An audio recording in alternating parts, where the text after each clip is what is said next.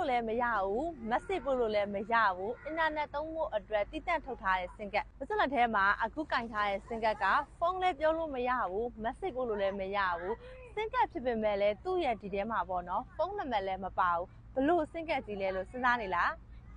ဘလို့စင်ကတ်မှမဟုတ်ဘူးနော်သူက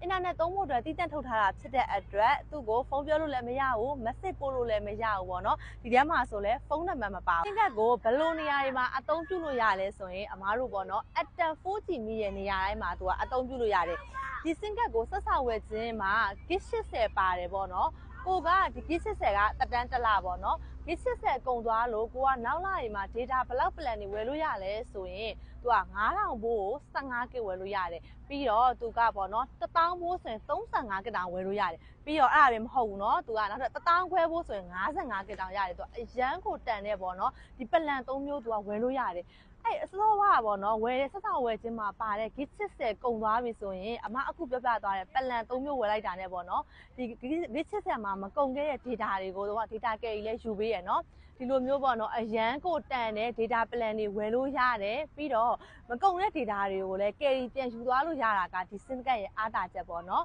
အဲ့ဒါကြောင့်မို့လို့ဒီ sim card ကဖုန်းလည်းပြောလို့မရဘူးအမားတို့ message လည်းပို့လို့မရဘူးပေါ့နော် data သုံးတည်တံ့ကတ် internet သုံးတည်တံ့ကတ်လေးဖြစ်ပါတယ်